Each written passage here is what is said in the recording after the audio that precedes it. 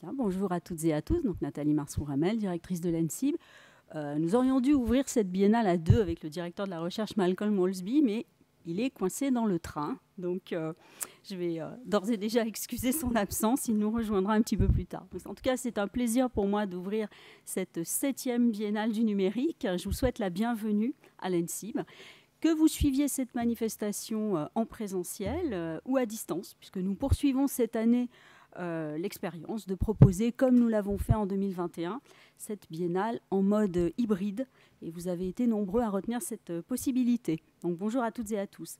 Le sujet que nous allons aborder durant ces 2 journées peut apparaître comme un peu rebattu en cette fin d'année 2023.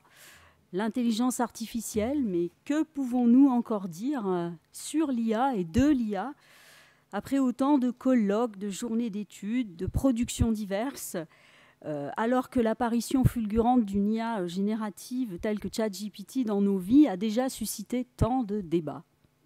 Lorsque le comité d'organisation renouvelé de cette biennale, et j'en salue ici les membres, je les remercie d'avoir accepté de participer, a commencé à réfléchir à une thématique pour 2023, et que le responsable scientifique de la biennale, Emmanuel Brandel, ici présent, a proposé celle-ci, la question de l'opportunité s'est véritablement posée. Nous avons cependant décidé de retenir l'intelligence artificielle comme thématique parce que nous pensions que la biennale offrait l'espace nécessaire pour adopter un angle de traitement original. Alors original, je pense que le programme qui va vous être proposé durant ces 2 journées l'est, et au moins à 2 titres. Tout d'abord, et je le rappelle à chaque occasion, la Biennale du numérique de l'ENSIB, c'est d'abord une manifestation interprofessionnelle. Depuis sa création en 2011, elle associe différents acteurs de la chaîne du livre, bibliothécaires, documentalistes, éditeurs, libraires et auteurs, peut-être un peu moins présents que nous ne le souhaiterions. Pardon pour l'écho. Chercheurs, acteurs des collectivités territoriales et de l'État, étudiants, futurs professionnels. Cette année, les archivistes rejoignent le dispositif. Ils et elles seront nombreux à intervenir au cours de ces journées et nous nous réjouissons vraiment d'avoir pu les associer à cet événement. Il était essentiel d'avoir leur point de vue sur un sujet qui est aussi prometteur et potentiellement déflagrateur dans nos métiers que l'IA. Dans l'ensemble des manifestations qui ont été organisées cette année pour travailler sur le sujet, peu nombreuses ont été celles qui ont tenté de produire une réflexion interprofessionnelle, en tout cas dans nos champs. L'ENSIB a elle-même organisé son Printemps des métiers 2023 sur le thème de l'IA, avec 1, 2, 3 IA, intelligence artificielle, métiers et compétences, mais nous avons exploré le seul champ des bibliothèques et de la documentation. Donc la Biennale tente de relever le défi d'une réflexion interprofessionnelle sur l'IA, et vous nous direz demain si le défi a été relevé. L'autre facteur d'originalité réside peut-être dans l'orientation que nous avons retenue, une orientation qui apparaît dans le sous-titre « Écosystème, enjeux, usage ». Il nous a semblé que si de nombreuses manifestations s'efforçaient d'aborder les enjeux techniques de l'IA, leur impact sur les métiers, la manière de les exercer, peu d'entre elles, en tout cas dans nos domaines, tentaient d'analyser ce que l'IA peut modifier dans les usages et pour les usagers de nos services. Plusieurs tables rondes, demain notamment, vont s'efforcer de croiser les approches et de confronter même usage public et usage professionnel de l'IA.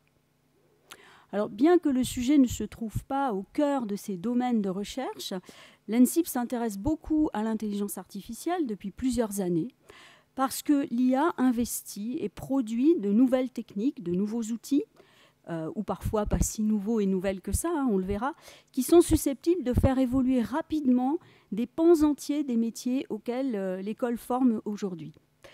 Alors, ce n'est pas le cas actuellement. Les outils intégrant l'IA, qui sont d'ores et déjà à notre disposition, il y en a beaucoup, nous permettent surtout de faire mieux ce que nous, notamment les professionnels des bibliothèques, de la documentation, faisions déjà. Par exemple, la fouille de texte, l'analyse de données, la recherche d'informations.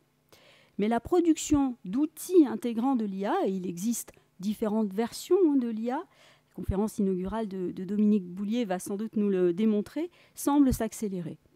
L'IA générative pourrait radicalement changer le rapport que nos publics entretiennent à l'information, aux données, aux documents, aux œuvres. Alors, il serait utopique de vouloir freiner le processus, en tout cas de mon point de vue, et de penser même que ce serait possible.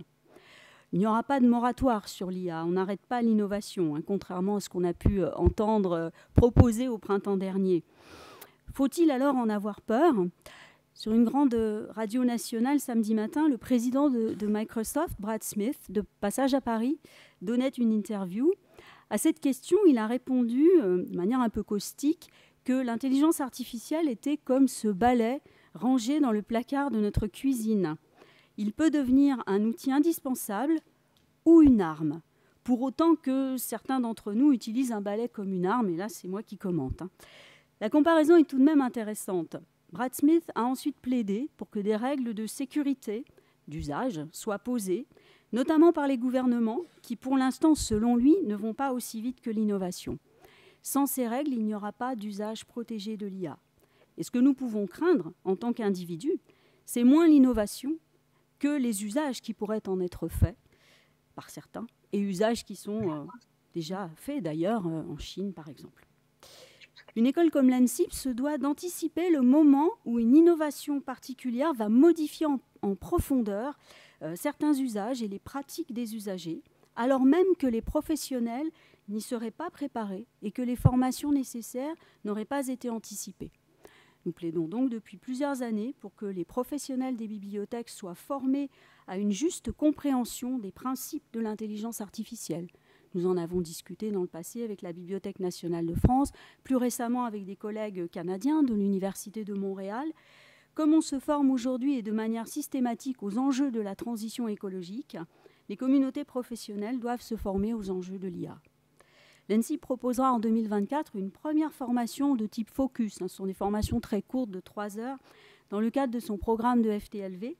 Et j'espère que des plans plus ambitieux pourront voir le jour dans lesquels l'école pourra jouer son rôle. J'ajoute que le sujet occupe également le réseau des écoles de service public que je préside pour quelques semaines encore, pour cette année 2023. Nous ouvrirons l'assemblée annuelle des directeurs et directrices du RESP la semaine prochaine, ici même à l'ANSIB, par une réflexion sur l'IA et un retour d'expérience de 2 écoles, l'École nationale d'administration publique du Québec et l'INT-EFP de Marcy-l'Étoile, qui forment les inspecteurs du travail, toutes 2 très engagées dans l'évolution de leurs pratiques pédagogiques ou dans l'acculturation de leurs professionnels. Nous avons beaucoup à apprendre de l'expérience d'autres communautés professionnelles, je pense notamment à celle de nos collègues canadiens. Le programme de cette biennale intègre une approche internationale qui sera présentée par des intervenants des universités de McGill ou de Montréal. Je me réjouis vraiment de les entendre. Le programme réunit d'ailleurs un impressionnant plateau de compétences, de spécialistes venus de tous horizons. Je ne peux pas les citer toutes et tous, mais je les remercie chaleureusement d'avoir accepté de participer à cette biennale. Bon, je vais terminer en adressant d'autres remerciements mérités aux responsables scientifiques de la biennale, Emmanuel Brandel, qui est ingénieur de recherche à l'ENSIB. J'ai déjà eu l'occasion de dire à Emmanuel à quel point je trouvais sa programmation pertinente, parce qu'il l'a vraiment coordonnée de bout en bout. Donc je le lui redis ici publiquement. Merci aux équipes logistiques, informatiques, de leur implication dans l'organisation de l'événement, là encore en présentiel ou à distance.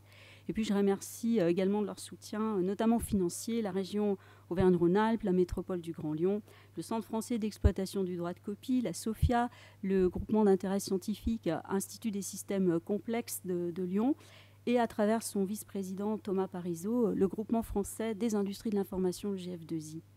Je vous souhaite une excellente biennale 2023 et je vous prie encore d'excuser l'absence du directeur de la recherche, mais comme moi, il est ravi de vous accueillir à cette biennale et vous aurez l'occasion d'échanger avec lui tout au long de cette journée. Donc on va, à titre exceptionnel, gagner un petit peu de temps en ouverture de cette biennale.